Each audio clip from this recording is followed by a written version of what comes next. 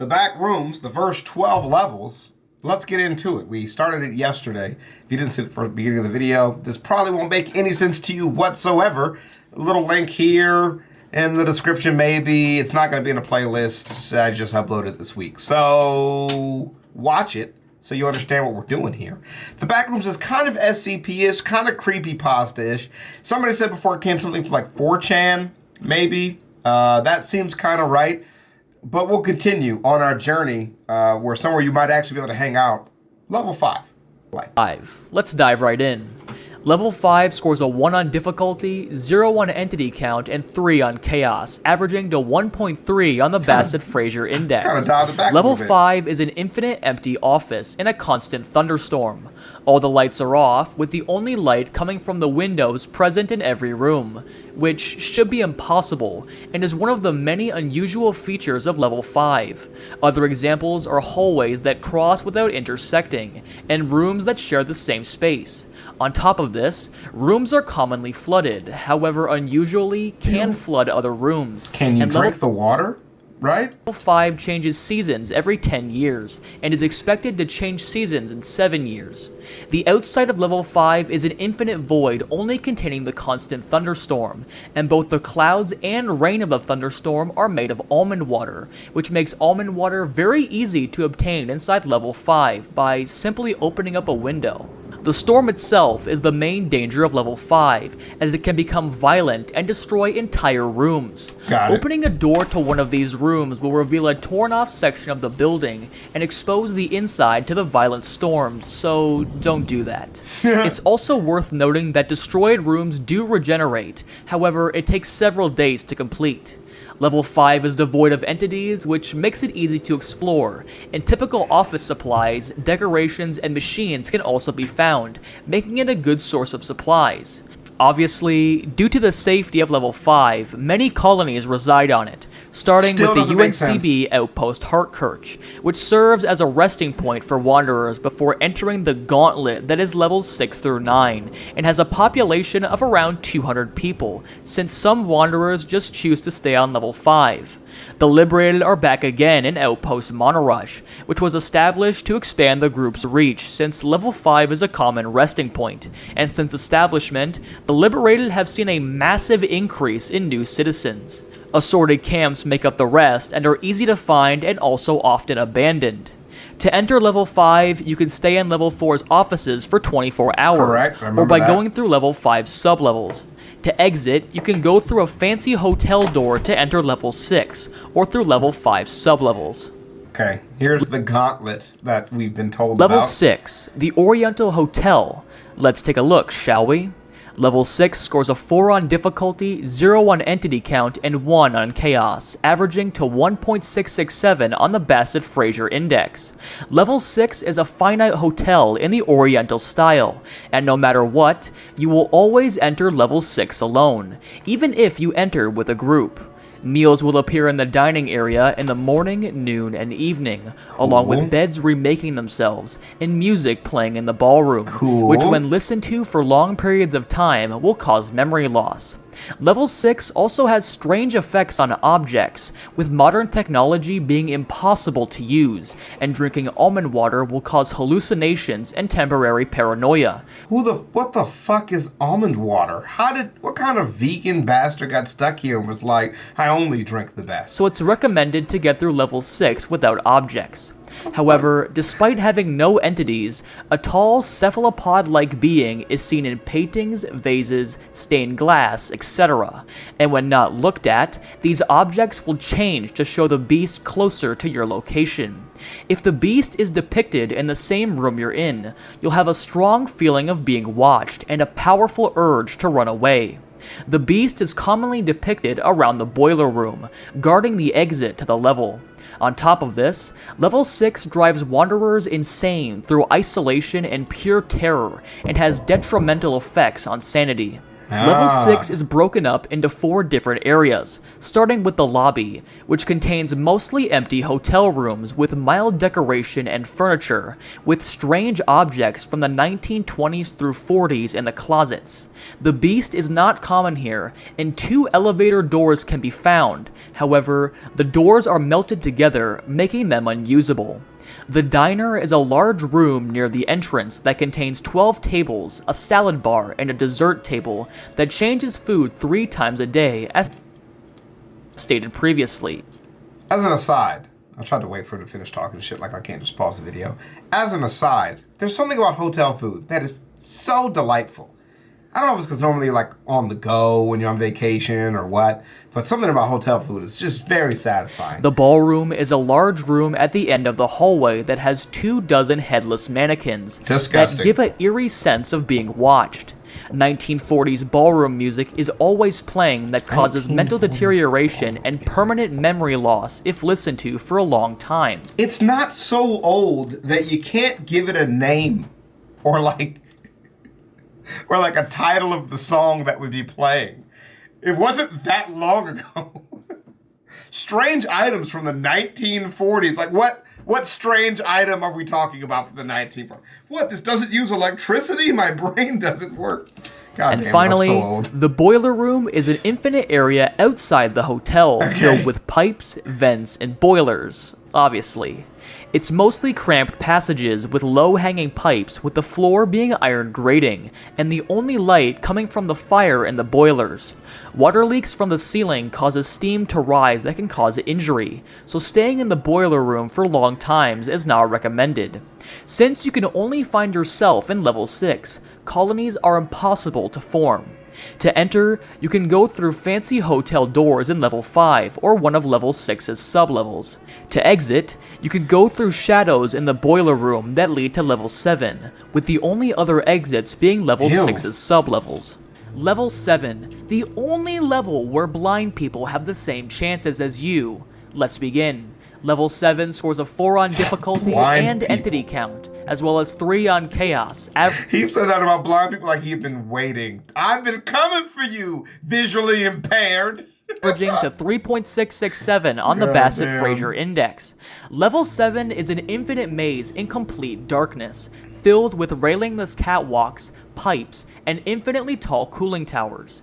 The temperature is around -7 degrees Celsius, so warm clothing is advised. Inside level 7, there is no such thing as light, and any light source brought into level 7 will stop working.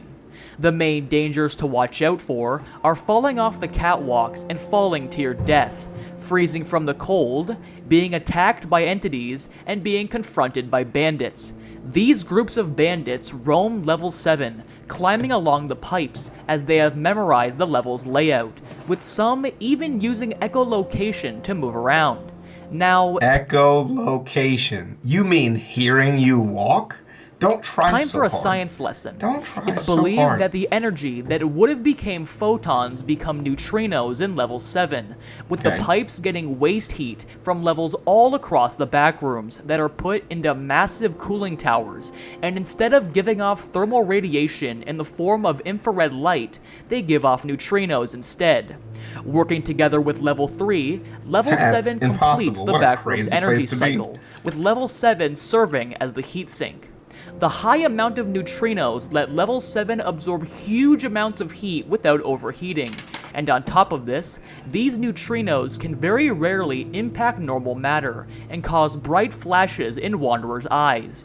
Level 7 is not a safe place, and the UNCB recommends to move quickly, and if possible, avoid the level entirely. This is why. By staying inside level 7 for long periods of time, huge physical changes, such as loss of pigmentation, sharpened teeth, longer and looser limbs, and loss of eyes, and mental changes, such as loss of logical thinking, stronger instincts, and losing the ability to speak, now being referred to as pipe dwellers.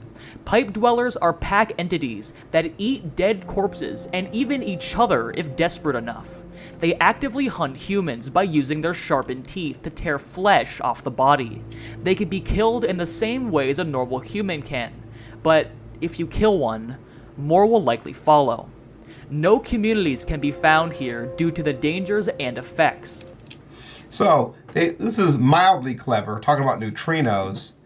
You know, it just they're kind of just going with it. But a neutrino, I've only heard about it in terms of bombs before, a neutrino bomb. But it's a neutral particle. So it's kind of like an electron, but it just doesn't have a charge to it.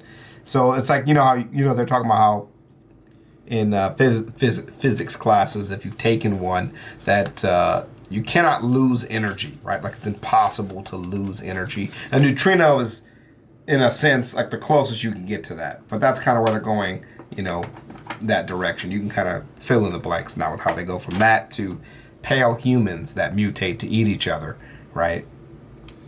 You can enter level 7 through shadows in the boiler room of level 6, or any of level 7's sublevels.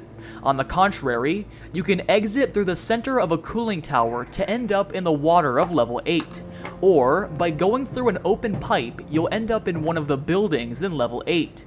The only other exits are level 7 sublevels. Level 8, the Flooded City. Let's literally dive right in. It's weird how you can hear how he changed mics there. The only other exits are level 7 sublevels. Listen. Level 8, the Flooded City. Weird, Let's right? literally dive right in. Oh, it's like the water level in every video Level game. 8 scores a 3 on difficulty, 4 on entity count, and 0 on chaos, averaging to 2.334 on the Bassett-Fraser Index. Level 8 is an underwater Soviet town from the 1960s, with buildings made of pure concrete with no windows, and in the brutalist style. Inside these buildings, it's possible to live on the upper floors, since floors 3 and above are completely dry, although floor 2 is flooded to about knee depth, and floor 1 is completely flooded, with these buildings rarely having exits to level 9, forcing wanderers to swim through many buildings to try and find an exit. The water is salt water and is the bottom of an ocean, with various fish and other deep-sea life. Hydrothermal vents can also be found that provide heat and light, although should be avoided as they release irritating chemicals and are extremely hot. Okay, listen. I know there's going to be some people here that are not for the shark slander that is going to be present, possibly if he continues to talk about deep-sea life. Okay? Just know sharks are scary. It's a creepypasta. It's just that deep. On top of this, the ocean is infinitely deep with no surface that never changes pressure, and above 30 feet from the seafloor, the pressure becomes stable, making buoyancy stop working, and going more than 30 feet up from the seafloor impossible. A dangerous hive species known as the skule roam level 8, laying still with only their jaws above the ocean floor until their prey swims above them, which will cause the skule to circle the prey and strip its flesh in mere seconds. These skule are divided into 3 categories, one with a spade-like lower jaw made for stripping flesh from the bone, one with a traditional mouth made for tearing chunks of flesh, and one with a mouth similar to a sawtooth shark, made for grinding flesh into bits. When the flesh of a prey is turned to paste, they take it underground, and it's unknown why they do this, although it's speculated they are taking it to their queen. Remember, keep an eye out and avoid all patches of seafloor with odd, toothy protrusions at all costs. But do keep an eye out to make sure that you're subscribed. Assorted camps can be found in every building and are usually friendly, although never be too sure. You can enter level 8 through the pipes or cooling towers of level 7, or any of level 8's sublevels. To leave, you need to find holes in the buildings that lead to level 9. It's also worth noting that some of these holes let water constantly flood level 9. The only other exits are level 8 sublevels. My wife would say no to level 8. She's terrified of whales. So if there's a whale or any kind of large sea life anywhere near that, she's now dead. We found the one place she just wouldn't make it. Level 9, I think level the 9 cramped is mine. caves. I can't Let's do crawl small right spaces. in. Level 9 scores a That's my 4 on tummy. difficulty, 2 on entity count, and 4 on chaos, averaging to 3.334 on the Bassett-Fraser Index. Level 9 is an expansive, solutional cave system, constantly flooding with water from the exits of Level 8. That sounds terrible. If an entrance to Level 9 is flooded, it will move further up in the cave system where it is no longer flooded, and the water rises at different rates depending on the shape and pressure of the cave, ranging from feet per second to meters per hour. Each cave is extremely narrow, averaging 1 meter by half a meter, and can be even narrower, with some caves being impossible to fit through. Vertical passages are an uncommon blessing that can save wanderers' lives by escaping through them and providing essential breathing room. Certain sections of Level 9 are made of different rock types, and most commonly quartz formations with crystals made of Backrooms substances, such as almond water, carpet fluid, and fire salt. What is up with them and almond water? So weird. Very rarely, you may come across entrances to stone corridors. These entrances are between 3 by 1.5 meters to as small as 6.5 by 5 inches. However, while it is easier to explore these stone corridors, they are inconsistent and change often, and as of currently, anyone who has ever entered them has never returned. A unique species of poisonous brown spider, known as itses, can be found making strong webs inside the caves. These spiders are around 1 centimeter in size, are very hard to see, and eat worms and other small prey, with their egg sacs holding hundreds of newborn spiders. Their spider bite is not lethal in small doses, but will cause what wanderers describe as a spinning sensation and a loss of direction, which could lead to death. Although around 30 bites is enough to kill a healthy 30 person, bites? so remember to avoid webs and egg sacs at all costs. These spiders are also known for making bubbles of air that help them float and breathe when they are submerged underwater. So far, these are all real things that spiders can do, so I'm satisfied. Although they prefer to stay on land. Here is a summarization from Compilation and Analysis of Water in its Many Forms by Dr. Sol Almagro, page 78. The page describes the water flooding Level 9 from Level 8 as almost drinkable, being filled with nutrients and being filtered by the almond water, quartz, and fire salt crystals, of which the fire salt crystals add flavor to the water. The only reason the water is not drinkable is because of the carpet fluid crystals, which lead to the water causing metal poisoning and other digestive problems when drank, with the amount of carpet fluid in the water increasing for the past decade. They believe that carpet fluid is an invasive substance never meant to be in Level 9, and that the pipes that connect Level 8 to Level 9 were made to bring safe drinking water to the whole of the Backrooms before it was infected by the carpet fluid crystals. And here is another summarization from Myths and Legends, Cautionary Tales, Lost Knowledge, and the Disparate by Max Huxley, pages 11 through 15. The pages describe the story of the refinery station, which tells the tale of 3 brave wanderers who came to explore Level 9, with the first 3 days of their trip being normal to most expeditions. However, on the 4th day, they found a huge open cavern dozens of meters in width and height, with a concrete rectangle in the center, with steel legs and pipes going into the rock. After searching, they found a watertight entry into the rectangle and found thundering machines taking water from the deeper parts of Level 9 and moving it upwards.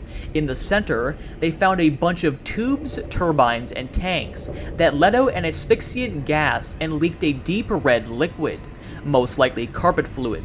Later in the story, while messing around with the machines causes the gas to be ignited and the cave to collapse, with the 3 explorers barely making it out alive. With the current knowledge, the gas is most likely hydrogen, and the machine was purifying water and separating hydrogen from oxygen, with the invasion of carpet fluid poisoning this process. The only other places where both hydrogen and carpet fluid exist are the Cogwell matrices and the Eye of God, where it was likely sourced from other still working refineries. This leads to the prediction that carpet fluid in these machines comes before their destruction, with the destroyed Level 12 making the point pretty clear. Due to the constantly rising water, colonies are impossible to form on level 9. To enter, you can go through holes in the buildings of level 8, through holes or cracks in the ground inside level 21, or any of level 9's sublevels. You can exit by digging through patches of earth found in the ceilings of some of the caves that lead to level 10. Okay, Level it's getting 10, weird. The Almond Fields. Let's stop and smell the almonds. Level 10 scores a 2 on difficulty and entity count, as well as 1 on chaos, averaging to 1.667 on the Bassett-Fraser Index. Level 10 is an expanse of loamy earth filled with golden shafts of almond grain, with large twisted oak trees coming from the ground, and a hazy mist covering the azure sky.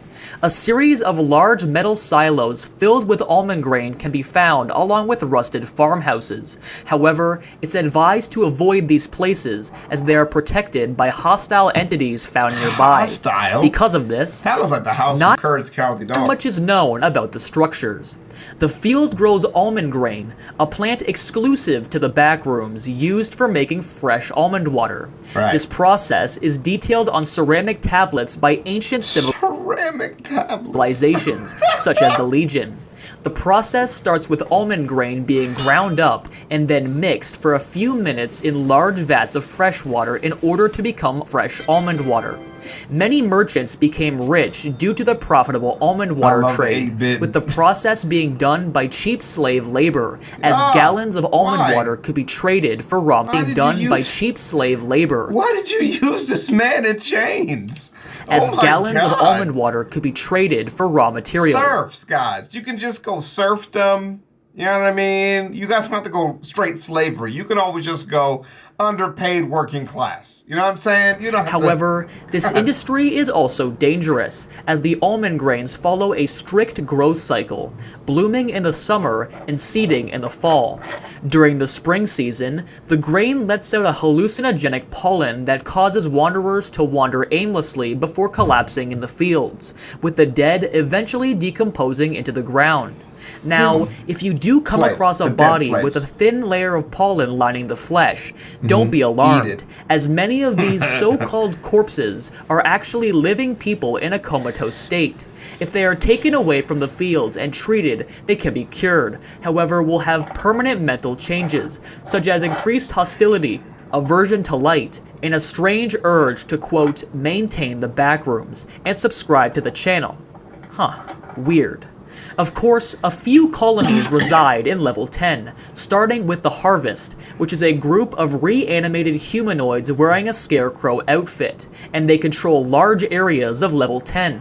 They are organized and intelligent, and harvest almond grain to be placed in massive silos, being immune to the hallucinogenic effects of the almond grain, with a social hierarchy and a farmer underclass existing, with the underclass burying themselves at night while the rest hide in farmhouses. The Harvest are hostile and can't be reasoned with, and will even hunt wanderers with sickles, scythes, and other agricultural equipment in order to use them as fertilizer, so it's best to avoid them at all costs.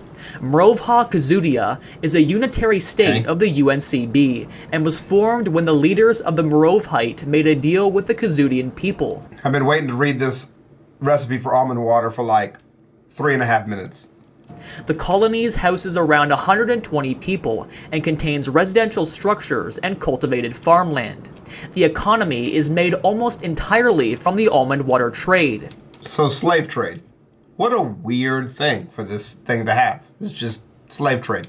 Slave trade money making and exploitation. With materials from level 9 and wood from the twisted oak trees being used for construction. In the past, the Morovhite monarchy clashed with nomadic communities, forming a lasting tension. It's advised to be careful when entering Mrovha Kazudia, as they are suspicious to newcomers. Several nomadic communities make up the rest that rob nearby silos and harvest almond grain in the fall, and often fight with the Harvest over resources. These communities vary in hostility, so it's advised to keep your distance. I like how you said rob like somebody owns these resources. It's a lifeless being that put it into a silo after it was made with slave labor. I'm taking what's mine. You could tell what side of the resistance I would be on. Before we start, let's get the ingredients out for almond water, right? mineral water, cane sugar, almond extract, actual almonds, vanilla extract, and rose water oil. You need a glass water, a cheesecloth. If you don't know what that is, look it up. It's super easy to find. Food processor, mixing bowl, and a strainer, and then a cooking pot. You put the almonds in the mixing bowl, and then you kind of break them down. Sorry for shaking you. And then you boil the water with some cane sugar to make like a syrup. And then you put that mixture into the water, and then you dissolve it and then mix it in with the oils and extracts. That sounds like it's very pointless and tastes like garbage. You can enter level 10 by digging through patches of earth in level 9, and you can exit level 10 by entering isolated doors that will take you to one of the houses in level 11. Level 11, the Neighborhood of Darkness. Let's begin. Your mom's Level darkness. 11 scores a 3 on difficulty and entity count, as well as 2 on chaos, averaging to 2.6 on the Bassett-Fraser Index. Level 11 is a very large suburban neighborhood composed of 1 to 2 story houses. There is no weather, and the level is constantly dark and always at midnight, with the only light source being the rows of street lamps with death moths hovering around them. The Homie said death moths. This is just too goofy for me, man. There's also something very calming to me about midnight street lamp weather, because I imagine it's kind of warm out like it is in Vegas, because at midnight during the summer, if it's not freezing cold, it's very pleasant, which sounds up in the air, but you get what I'm saying. It can be very nice outside at The that level time. is typically quiet, with the sounds of crickets and occasional pitter-patter from the carpet fluid, dripping from a large megastructure, lighting up the sky with fluorescent lights, known as the Cogwell Matrix. Black metallic pipes run across the Cogwell Matrix and are filled with carpet fluid, occasionally bursting open and raining on the houses below. These houses of level 11 also have many strange features, such as the inside being larger than the outside, grass yards as floor instead of wooden floorboards, It's not that old. You can't keep getting away with this.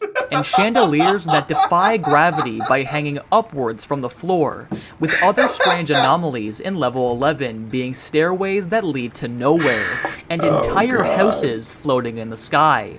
When you enter level 11, you will most likely be placed near the center of the level, which contains few entities and wealthy gated communities. However, the quality degrades as you go further from the center, becoming slums that contain small amounts of food in the cabinets, but not enough to survive off of, as well as having massive amounts of entities. Okay. It's worth noting that the center has no food, and inside level 11, you get hungrier faster.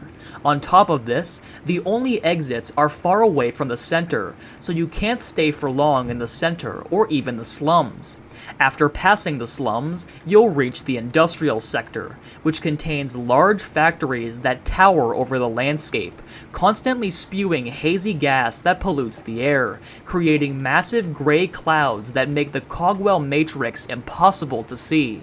This section will rain down carpet fluid, turned acidic by the sulfuric smoke, Damn, so try still and can't cover drink any it. exposed skin. The industrial sector is inhabited by a race known as the elites that will offer you a position at their factories. All I can think of is Token playing Dr. Mundo and throwing briefcases at people offering work or to fill out taxes. Conditions are subpar, but it's the only way to sustain yourself.